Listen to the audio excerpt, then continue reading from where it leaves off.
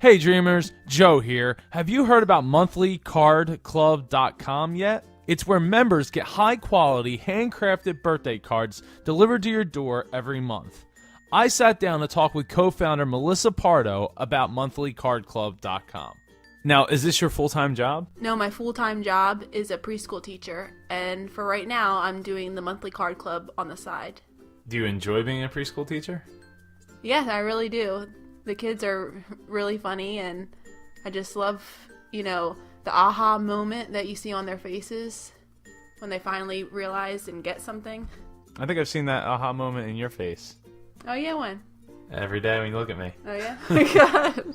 Go to monthlycardclub.com/dream for a 20% discount on your membership or single card order today. This is the Dreamers Podcast, where dreamers share their stories to inspire you.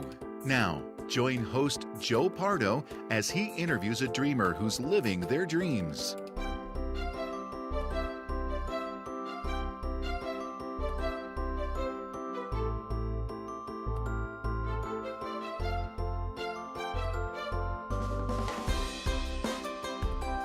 Hey dreamers, I'm Joe Pardo, and today I'm talking with Krystian Leonard, who is making her dreams come true through being a pageant contestant, president of Shining S.C.A.R.S, a published author, and a TEDx speaker. Glad to have you on the show, Krystian. Hi, I'm glad to be here. Yeah, it's great that we were able to connect up and you were able to fit me into your schedule. I'm sure there's always a lot going on for you. A lot, but it's not enough that I can't handle. So, what would you say if you were having a dinner party and you could have any three guests show up? Who would those three guests be, living or dead? Number one on my list would be Johnny Depp. I love Pirates of the Caribbean. I love all the characters that he's played in all the movie roles. My second guest would be Abraham Lincoln. I love that he stood up for people and that he wanted to end slavery. And my third guest, I'm not sure if he counts, but he counts in my heart. It would be Peter Pan. Well, there's plenty of people that play Peter Pan. They can show up, all of them, or maybe just one. So why don't we go into giving some background about yourself? Well, I just turned 18. I am the president of my nonprofit organization, Shining S.C.A.R.S. I wrote and was published, so I have my children's book called Shining S.C.A.R.S. It has a little character named Eugene in it, and I'll be sure to tell you all about later. And I am still in high school. I am very excited to go to college and open that new chapter in my life. I compete in pageantry. I was a dancer. I've been training for over 13 years. And I was a TEDx speaker. I was also a Contagious Optimism live speaker. And I'm very excited to be here with you today. Yeah, it's amazing what you've accomplished so far in your short lifespan. And with so much ahead of you. Thank you. I'm excited. Oh, you should be. And you're very welcome. So how did Shining S.C.A.R.S come about? Well, I have two large scars on my body. One is 9 inches long, and it is on my left leg. And I have a scar on my lower back that is 7 inches long that I got from surgeries growing up as a child. I got my first stitches at the age of 4, right above my mouth. I had an accident the day before Thanksgiving. So when I went to the Thanksgiving dinner and the pictures, I was very ashamed of myself. And I felt that everyone was just staring at my stitches, and I was bullied when I went back to preschool. And then whenever the surgeries came along and I was bullied because of my stitches, bullied because of my scars, I was called a freak, I was called Frankenstein, I was called ugly. When I would try to play with the kids, they would always try to have me play the evil roles, like a witch or something like that, just because of my scars and how they made me different. And it was how they perceived me that made me feel bad about myself. And even whenever I would switch from groups to groups to groups of kids, from preschool to elementary school, even and through middle school, I was bullied. It got a little bit more on the serious note in middle school. People said that I would have liposuction surgery or something crazy that a 13-year-old wouldn't have. It was my 8th grade year when I decided to look at myself in the mirror and to rise above any stigmas that was faced against me. And I called myself pretty that day for the first time ever in my life. And I realized then that I never wanted a child or a teenager to go through what I had to go through. I never wanted them to endure the bullying and the pain that I had suffered. I wanted them to have a voice, and I wanted to have a voice to advocate for those kids. So I created Shining S.C.A.R.S. How did pageantry fit into that? When I first started doing pageants, my mother introduced them to me when I was 13. The thought of a beauty pageant was way out of my league. I thought, you have to be beautiful to do a pageant, and my self-confidence wasn't there yet. And my very first pageant, I had a sales dress from JCPenney's. It was $60. I had a pair of shoes that were too big for my feet. My hair and makeup was very simple. I didn't know how to do my makeup or my hair then. And I left that pageant with second runner-up, which is in the top 3. And it was because of my interview and how I talked to people. And I realized that it was about myself on the inside that was expressed, and they didn't judge me on my outer appearance. And that's what really stuck with me in my head. And I figured that if I continue on this path of pageants, then maybe more doors will open up, and then I can have my voice. I didn't know what my voice was yet, but I knew that there was one coming for me, and it was just buried deep, deep down inside. So go down a few pageants, and a bigger one shows up. You have to have a talent. The interview's a little bit longer, and you have to have a platform. And immediately what came to my head was my scars, because they were such a big part of my life, especially at that age. My parents and my family, they didn't really agree with me. They told me, no, that's going to be too hard to do a platform on. How are you going to speak about it? Do you even know what you want to talk about? I did countless hours of research, and my parents even did research for me, trying to help me find organizations that I could build off of or can be a part of, and find different platforms for me to try to decide off of. And bullying was introduced, and I said I was bullied because of my scars. They said do healthy eating because for a while you weren't really taking care of yourself, your metabolism slowed down, and you weren't feeling the best. And I said I wasn't feeling the best about myself was because of my scars. So every idea that they gave me, it all laid back to my scars. And I begged and I begged, and I was almost in tears. And it was 2 weeks before the pageant, and my mother said, fine, you can do it. She said, but you're going to have to work way harder than anyone else. It's all going to be down to you. It's going to be what you want it to be. So you're going to have to work really, really hard if you want to stick with this. And I said, okay, I'll do it. My little determination self at 14. And I did that pageant, and I did the interview.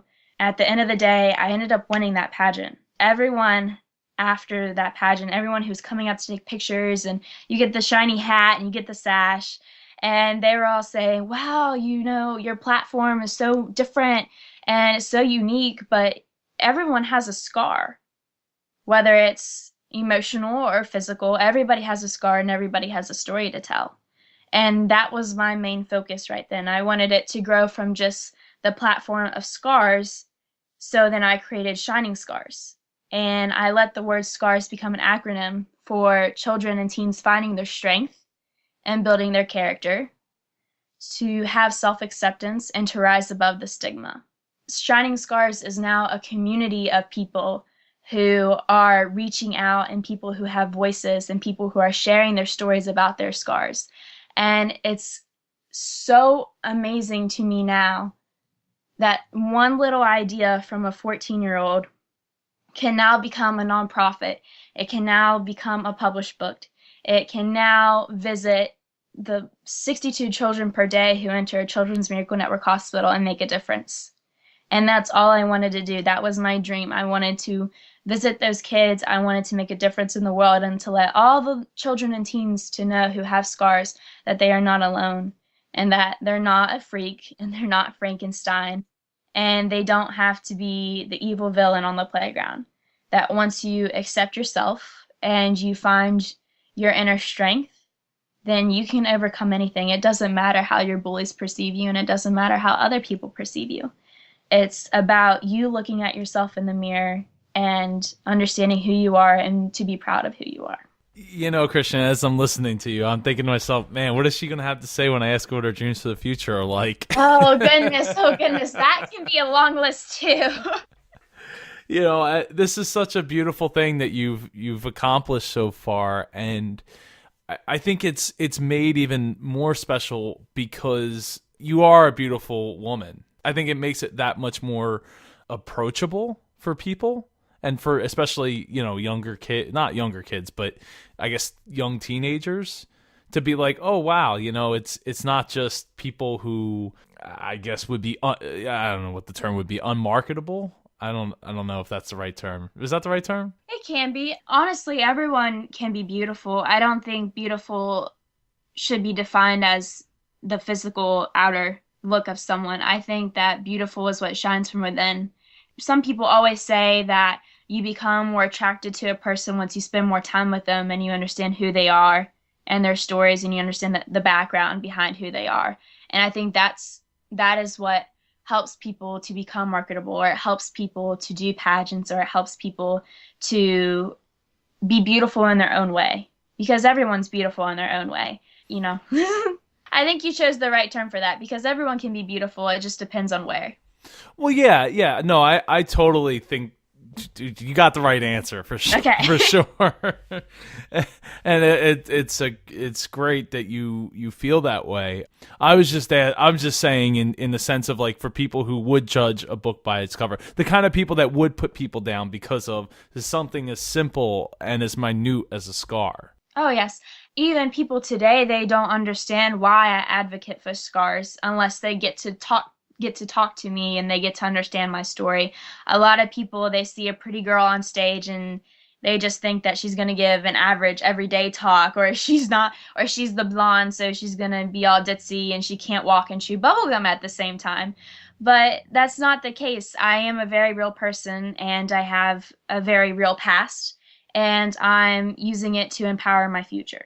Yeah, I mean, that's absolutely great. I mean, that's the way I feel about the way I lived my life, and always, stuck up for what I believed in, regardless of the people that were surrounding themselves by me, or vice versa. Mm-hmm. You know, to stay true to yourself. How was it received by your family when you told them that you were going to start Shining S.C.A.R.S? They were all very nervous and scared, in a sense, especially my parents. They said, "That's a very big dream for a 15-year-old." And I said, "It is." I said, "But the most ridiculous dreams out there, and the bigger they are, those are the best dreams in the world." I said, people who come up with a dream and they're scared and intimidated by it, they start to shrink away from it, or they start to lower their standards for their dream. And I did not want to do that. I wanted to go full force into it. And I think that's what made them scared. And parents, they always tell their children, you can be anything you want to be, you can do anything you want to do when you're a child. Once we start to grow up, either the children become scared to be anything they want to be, or their parents become scared. You're scared of failure. And I wasn't. I was 100% positive in what I wanted to do and my message, and how important it was for me to realize what my message was. I really needed it to get out there. My parents were understanding. After explaining to them for about a few weeks, they were 100% with me. They supported me, and they still support me. I have a huge support system back home. All my friends and family, they're great about it.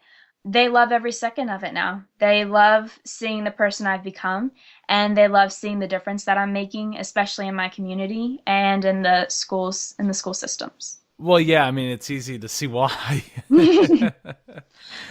How about when you decided you were going to write your first book? I sort of decided that on my own. Someone was just throwing ideas out to me, and she was sort of my coach in the very beginning of all this. And she said, you can do this, you can do that. There's 100 things you can do. Just decide what you want to do. And so I went home. I wrote my children's book in 15 minutes. I drew little diagrams with it. I went into the kitchen. I said, "Mom, I wrote my first book. I want to get it published." And she just kind of stared at me and did that off blinking a little bit a few times. And she was like, "What?" And I said, "Yes, I just wrote my first children's book and I want to get it published." And she said, "Okay." And so I gave her my notebook, and she sort of read the story to herself and out loud. And then I went and showed my dad and his friend Eugene. And they were watching football. It was this big football game, wings everywhere. And I said, hey, let me read my story to you while it's on commercial and see what you think. And so I read it, and they're two grown men, all burly. They're tall guys, watching manly football. And they said, that's a pretty good story.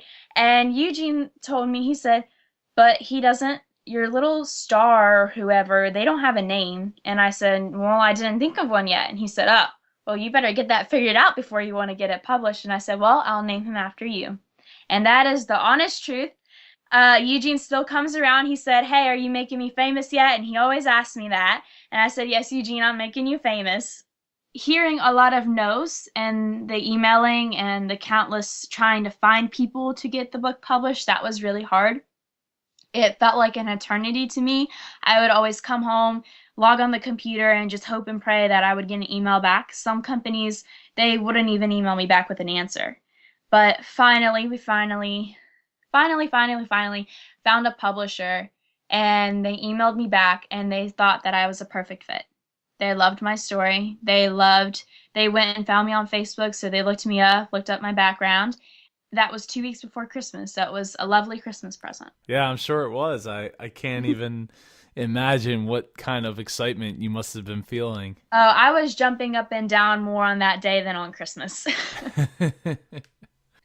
So what steps did you take once you decided that you wanted to start Shining S.C.A.R.S? I had to make sure with myself first if this is something that I wanted to do. Obviously, I knew it was something I wanted to do, but did I want to do it long term? Did I want to do it outside of pageants, or was I just going to keep it as my platform just to compete? And I thought, well, that's sort of silly. I'm not going to do that. I'm not going to stop just because I've aged out of something.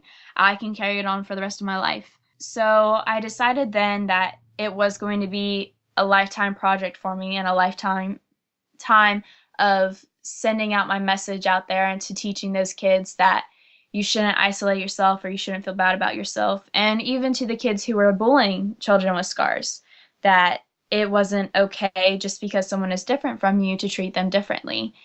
I had to officially try to create the process of creating it as a nonprofit organization or a nonprofit foundation. And then I have to have a board. So I have my little board, and we meet up about every month, every other month. I was officially elected president when I turned 18, so that was a very exciting day. That's pretty much it. You just decide you have a dream and you go with it. You find out what you need to do for it, how you need to nurture it and baby it until it grows huge, and that's what I did. Well, that's definitely an awesome birthday gift. Yes, it was an awesome birthday gift. We celebrated in Panera. Was there a time where you were worried that you might not get voted? I think it was about 2 minutes beforehand, whenever we were reaching the subject. We have our little meeting minutes in front of us, and the closer it got, it was like the big bolder letters in the cartoon. They kept getting bigger and bigger, and I'm pretty sure my hands were a little bit clammy, but I was very excited, and everyone on the board was very excited for me and very happy. Lots of sweet tea and lots of hugs. So what's been a favorite memory of yours? My favorite memory, and it will probably always continue to be my favorite memory, is when I make Children Miracle Network hospital visits or even regular hospital visits, and I get to go in, talk to the kids, explain to them who I am. I show them my scars, and I share with them my stories, and in return, they open up to me and they tell me their stories, and they tell me where they're from and how their lifestyle is so much different than mine, or how their stories from one extreme to the other, and there's not one dull moment. And seeing those kids truly understand your story, and when I read my book to them and they can connect with you on a different level than I wasn't able to connect to anyone when I was a child with my scars, because I felt like no one really understood what I was going through. So that's why through all the bullying I endured, I was just silent, and I just sort of dealt with it on my own. And I'm reaching out to those kids to let them know that they are not alone. They appreciate that so much, and sometimes they even cry, which makes me cry just because they're so happy that someone out there is telling them that they are perfect the way they are and that they do not need a scar reduction or they don't need other surgeries to make their imperfections less perfect. And I think that will always be my favorite memory, is reading to the kids and having them open up to me and to share their stories with me and to just let them understand that they're just kids and that they have a whole life ahead of them, and that it will not always be bullying and it will not always be people judging them and looking at them different, and that they truly understand that they can shine from within and that they can be who they want to be in despite of their scars. It's very surprising to me that there wasn't somebody before you doing the same thing. I mean, it seems so obvious. Yeah, I think it's something that not a lot of people think about, because not a lot of people share their stories or open about their scars unless someone asks you. Growing up, whenever people would ask me about my scar, I didn't want to tell them the story about my surgeries. I didn't want to tell them about the healing process. I didn't want to tell them about the bullying. I just said, oh, it's nothing. I said, I would say, it's just a long story. I said, another time. And we just blow it off in hopes that no one else will notice it. Going to the pool and having summertime and shorts and dresses, that was the worst time of year for me. People would always stare at me, and some people would point and laugh, or they would whisper. And I think that was probably the worst pain ever, because you knew they were talking about you and you didn't know how to share with them that you were no different than they were. And that's the one thing that I don't want anyone to feel, that just because someone is staring at you, that gives you permission and that gives you the fuel to go up to them and not be ashamed or embarrassed of yourself, and to say that I am no different than you are, and if you want to hear my story, I would be more than happy to share it with you.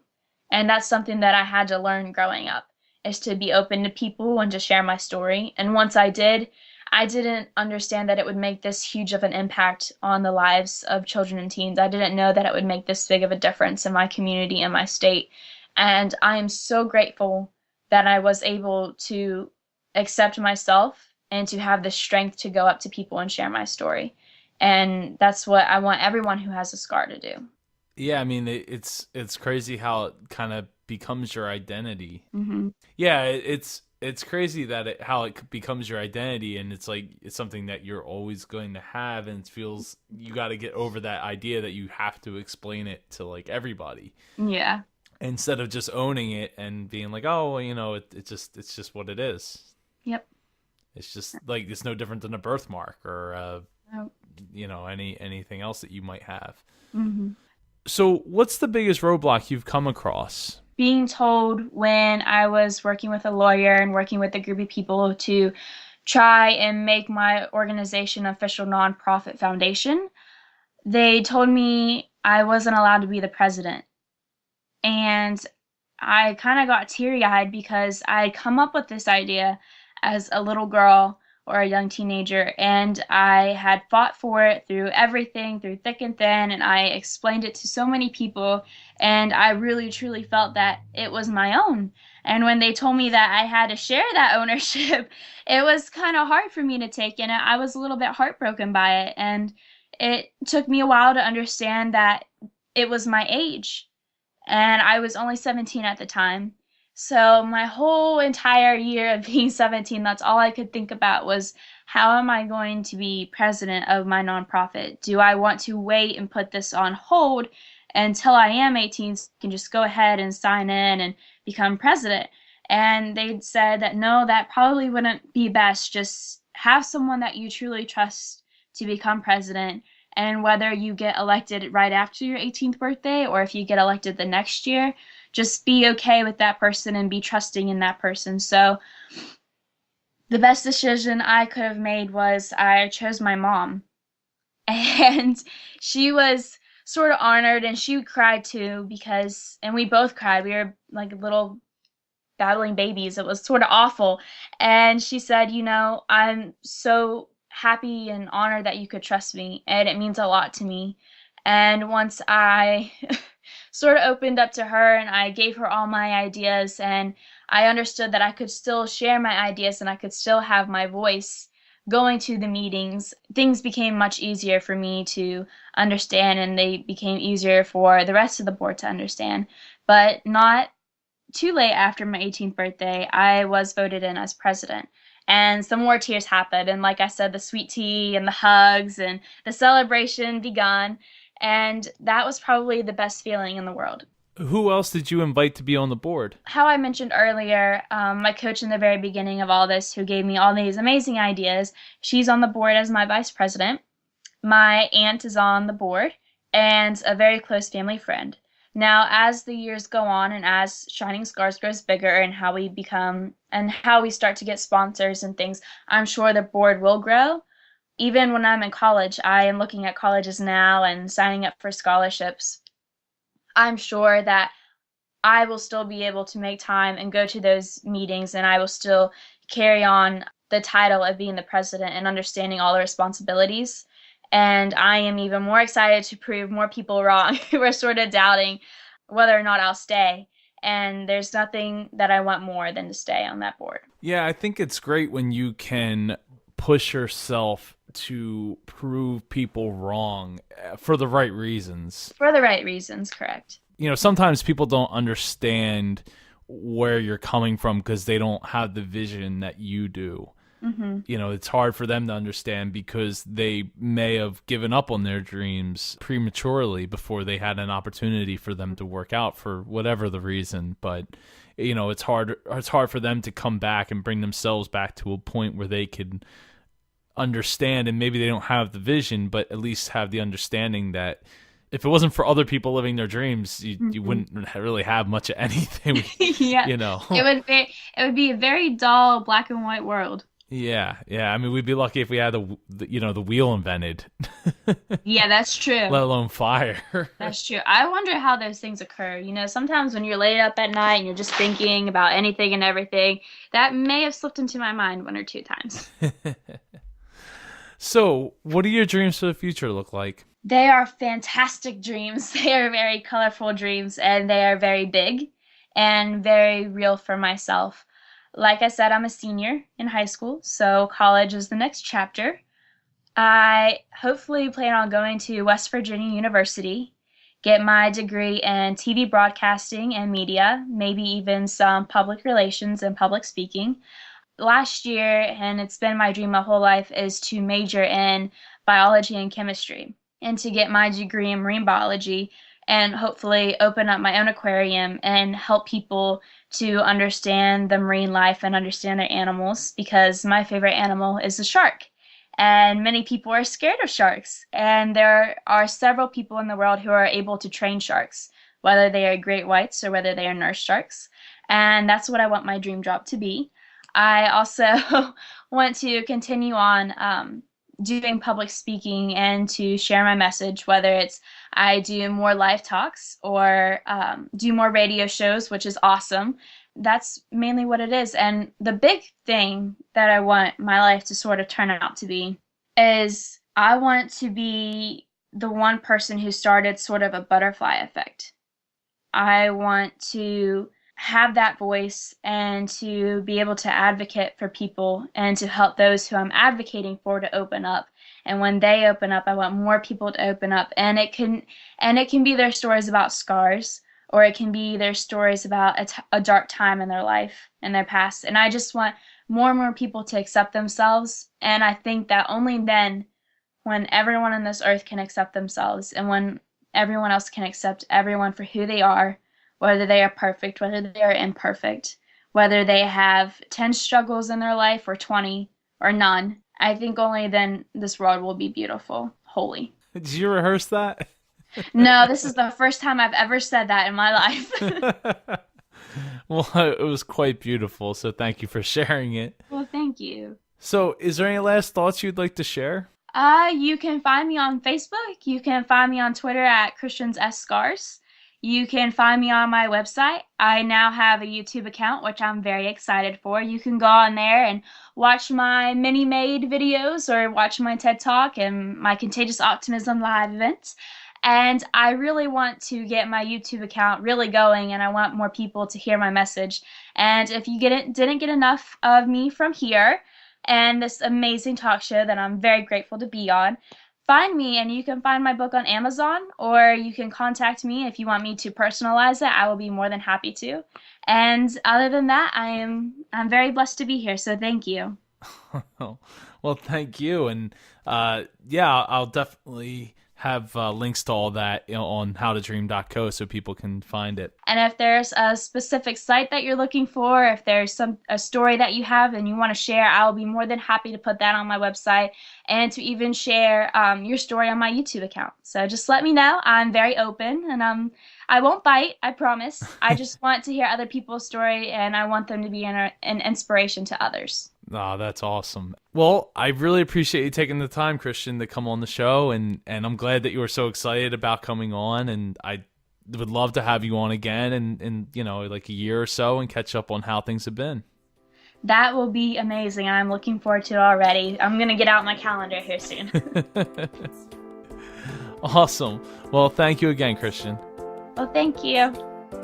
Thank you for joining us for this episode of the Dreamers Podcast. Follow us on Twitter @Dreamers Podcast. Join us on Facebook at facebook.com/Dreamers Podcast. If you or someone you know would like to be a guest on the Dreamers Podcast, please send an email to j@jpar.co. This podcast is copyright 2014 by jpar.co.